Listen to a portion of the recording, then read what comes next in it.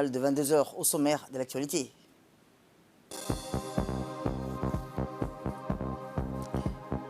À la une dans l'actualité nationale, le président de la République, son Excellence Ismaël Omar Guelleh, a organisé une réception pour les membres du comité de la campagne présidentielle. Toujours dans l'actualité nationale, diplomatie à présent, Djibouti russe, le ministre des Affaires étrangères rencontre son homologue russe à Moscou, M. Sergei Lavrov. Et enfin dans l'actualité internationale, le G7 attendu sur les dons de vaccins aux plus démunis. C'était les titres. Merci si vous nous rejoignez. Le président de la République, M. Ismaël Omar Guelleh, a adressé aujourd'hui un message de félicitations à son homologue russe, M. Vladimir Poutine, dont le pays célèbre l'anniversaire de la fête nationale. Dans son message, le chef de l'État a formé des vœux de santé et de bonheur à M. Poutine, ainsi que davantage de progrès, de prospérité et d'épanouissement au peuple russe. Le peuple et le gouvernement de Djibouti se joignent également à moi pour exprimer leur sympathie à la nation amie russe, a noté le président Guelleh dans son message. Il a saisi ensuite cette occasion pour se réjouir de la qualité des relations d'amitié et de coopération qui existent entre les deux pays et les deux peuples. Soyez sûr, Monsieur le Président, que vous trouverez de moi tout le concours nécessaire au renforcement du niveau de collaboration et d'échange entre nos deux nations, a-t-il écrit en ce sens, réitérant ce vœu de bonne fête à l'ensemble des concitoyens russes. Autre actualité nationale, je vous le dis dans le titre, une grande cérémonie a réuni hier le monde politique au Djibouti, place Kempinski. Après sa brillante réélection à la magistrature suprême le 9 avril dernier, le chef de l'État et son épouse ont convié à déjeuner l'ensemble des membres du gouvernement, les responsables des partis alliés, les membres du comité des campagnes, des différents membres des commissions et sous-commissions, ainsi que des nombreuses associations des femmes et des jeunes. Ce déjeuner a été l'occasion pour le président de la République de remercier l'ensemble des partisans et sympathisants qui ont pris part à sa campagne.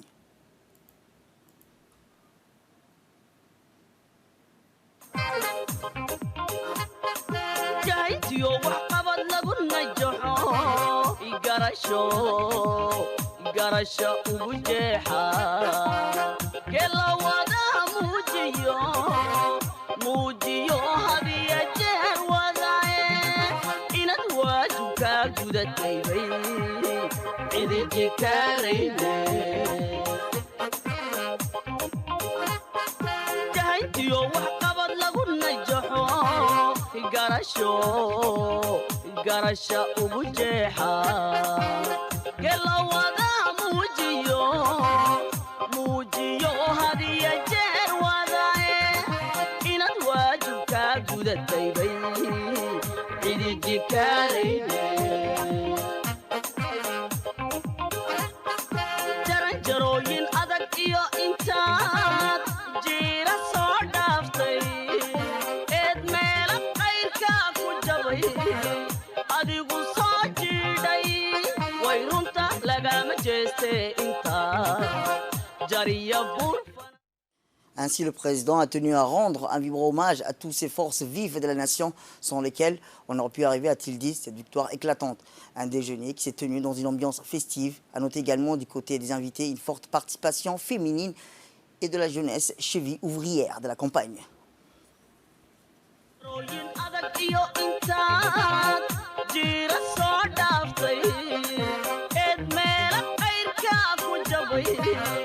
adigu soo jiidhay way runta lagama jeeste intaa jariya burfanatay ee aan Djibouti awade jirab kasta u mudatay way qof jiraysan mooye shacbigu jeero u qidaye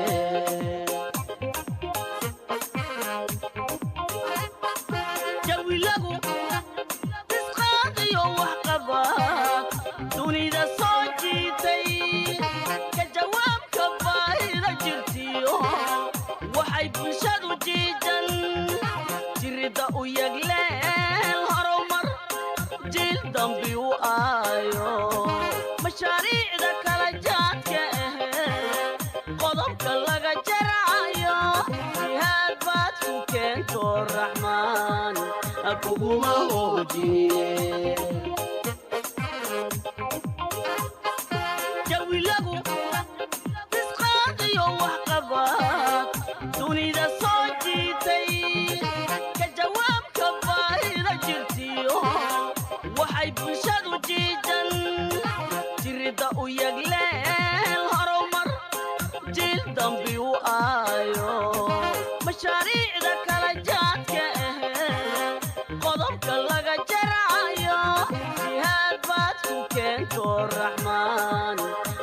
kuguma hoojine intaad hawl u soo jilib dhigtaa jaallow loog yahaye daliilka abaalmari dantaad jeer kastaba fuline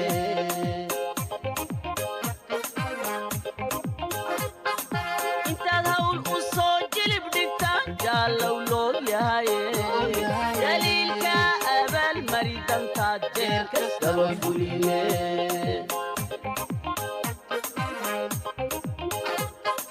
nacabkaagu jamal qaafku xidhan maarka jaaga sadiiqa jiro iyo intii jecel wanaagaaga cibrigii jiryow caafimaad nagula joog aabbo adowgii jabyow caafimaad nagula joog aabbo jabuutina allaha nooga dhiga jagadii dhiiganta. Eh bien, dans son intervention, le chef de l'État a dit être conscient des attentes de ses concitoyens.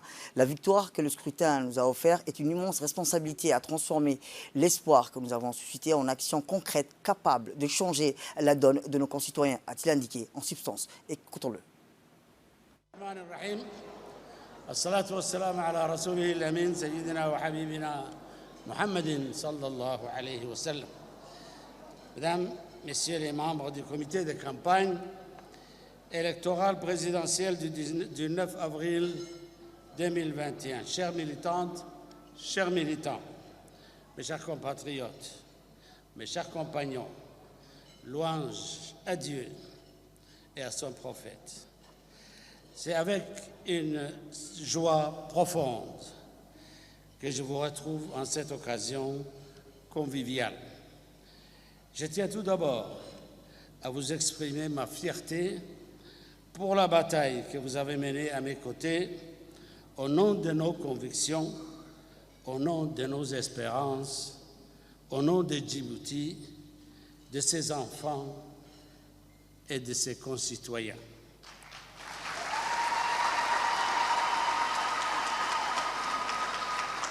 En sillonnant sans relâche les quartiers, les villes, nos villages, durant cette campagne électorale, ensemble, nous avons porté un message de dignité, d'unité, de patriotisme pour défendre la République, ses idées et ses valeurs.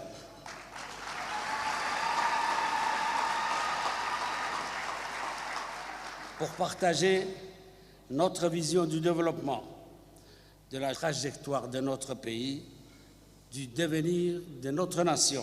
C'est parce que chacun était conscient que les enjeux dépassaient nos personnes et le simple intérêt partisan que la mobilisation a été au rendez-vous. La victoire que le scrutin nous a offert est le fruit de votre engagement, de votre mobilisation, et je vous en remercie. Et dans un second temps, le chef de l'État a rappelé son intention de s'appuyer sur l'ensemble de ses compatriotes pour connecter notre pays vers davantage de progrès, de prospérité, de qualifier nos forces vives et nos aînés de sève et de sagesse de notre peuple. Je m'engage, a-t-il dit le chef de l'État, pour eux et avec eux, pour continuer à bâtir notre cher pays dans la paix et la sérénité. Réécoutons-le. Cette victoire est un dépôt, une immense responsabilité à transformer l'espoir que nous avons suscité en actions concrètes capables de changer la donne pour chacun de nos concitoyens. Notre jeunesse a été au premier rang. C'est vers elle que j'oriente plus que jamais l'effort du nouveau gouvernement afin de dégager les meilleures solutions à leurs besoins multiformes. Les femmes de notre pays reçoivent mon admiration. Elles sont de tous les combats, de tous les défis, et je sais compter sur elles, sur leur courage, pour continuer à porter notre nation et la nourrir de belles espérances. À nos forces vives, à nos aînés, ils sont la sève et la sagesse de notre peuple.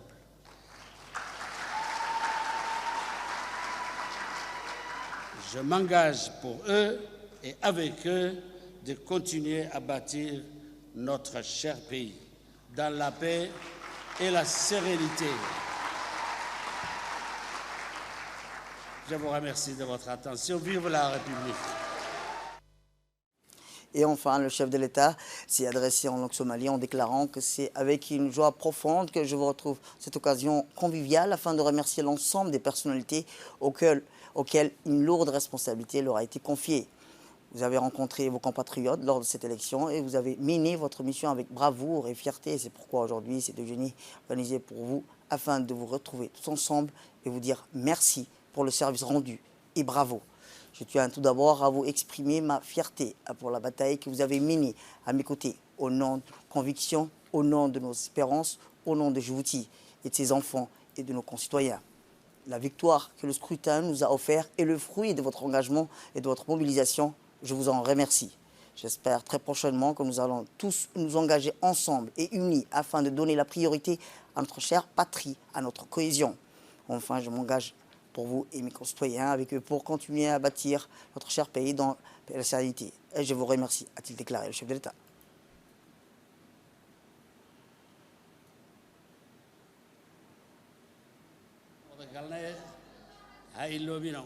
Assalamu alaikum wa rahmatullahi wa barakatuh.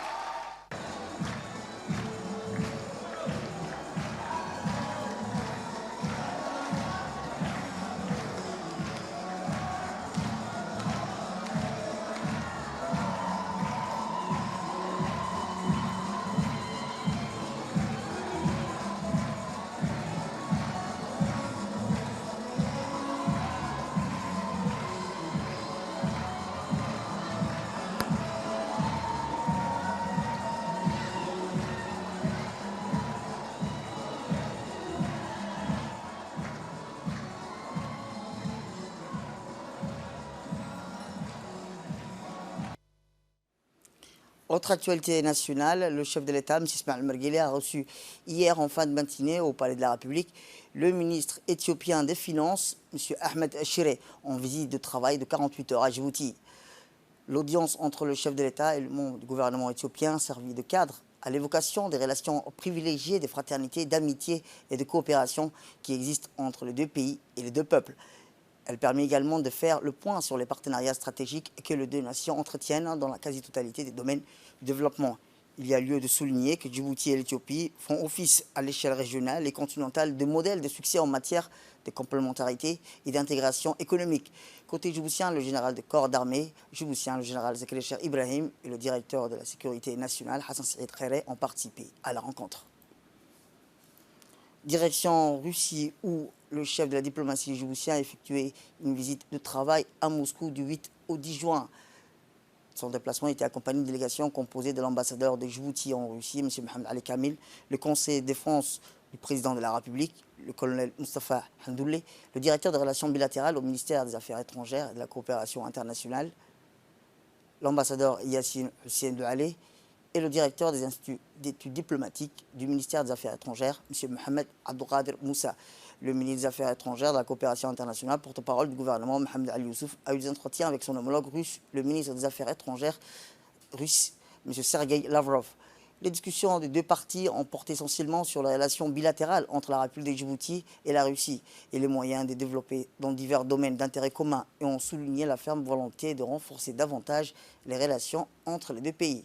C'est également en marge de cette visite qu'un mémorandum d'entente de coopération a été signé par le directeur de l'Institut diplomatique du ministère des Affaires étrangères avec son homologue russe de l'Académie diplomatique russe. Retour à Djibouti où le ministre de la Santé, Dr Ahmed Roble Abdile, s'est entretenu avec le représentant de la Banque mondiale à Djibouti, M. Aboubakar Bari, dans le cadre d'une réunion d'échange sur les différents programmes de santé financés par l'institution onusienne.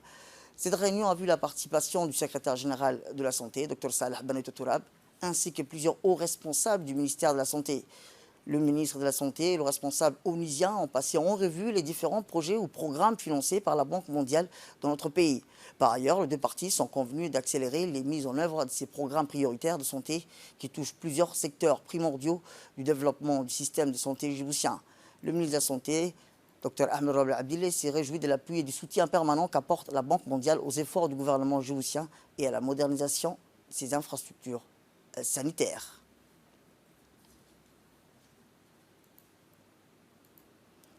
Tout à fait autre chose, cette fois-ci, le directeur général de la police nationale, le colonel Abdillahi Abdi Farah, a reçu aujourd'hui, en fin de matinée, à la direction générale de la police nationale, le chef d'état-major général des forces armées éthiopiennes, le général Birnaou Djoula, en visite de travail de 48 heures dans notre pays. Cette cérémonie a vu la participation de plusieurs hauts responsables de la police nationale djiboutienne. Notons la présence de M. Birnaou Tsagaye, ambassadeur d'Éthiopie à Djibouti. Les discussions ont par la suite été axées sur la coopération, le renforcement des échanges entre les deux pays. Au terme de cette première visite, le directeur général de la police nationale, le colonel Abdillahi Abdi Farah, et le chef d'état-major général des forces armées éthiopiennes, le général Birnaou Djoula, ont procédé à l'échange des cadeaux. Direction Ali Sébié, où une opération de grande envergure a été menée le 6 juin dernier dans le cadre de la lutte contre le trafic illicite des marchandises, des contrebandes de tout genre. Les policiers du détachement d'Ali Sébié, en étroite collaboration avec les militaires BIAS, ont démantelé des réseaux de contrebande. Cette opération a permis de saisir plus de 28 colis de 4. La police nationale, en collaboration avec les agents de la douane, ont procédé à la destruction de ces marchandises, en ajoutant que cette marchandise est estimée à une valeur marchande de 5 millions de nos francs de Djibouti. Selon les agents de la contribution, la police nationale poursuit sans relâche ses efforts visant à mettre un terme aux activités de ces contrebandiers qui visent à détruire l'économie du pays. Toutes les personnes impliquées dans ces activités illégales seront présentées devant la Cour de justice en vue de répondre de leurs actes. Et enfin, dans l'actualité internationale, je vous le disais dans le titre, les États-Unis ont donné le temps au sommet du G7. Il faut aller vers un partage plus équitable des vaccins anti-Covid-19 en promettant 500 millions de doses de vaccins pour les pays pauvres. Joe Biden a mis la pression sur les autres chefs d'État. La Grande-Bretagne, hôte de la rencontre, a d'ores et déjà promis 100 millions de doses. Les autres dirigeants du G7 vont devoir présenter leurs contributions précises et chiffrées. Au final, le G7 devra s'engager à redistribuer au moins 1 milliard de doses de vaccins aux pays pauvres. Les États-Unis étaient critiqués depuis des mois pour ne pas avoir exporté le vaccin que les pays produits. Ils veulent se rattraper.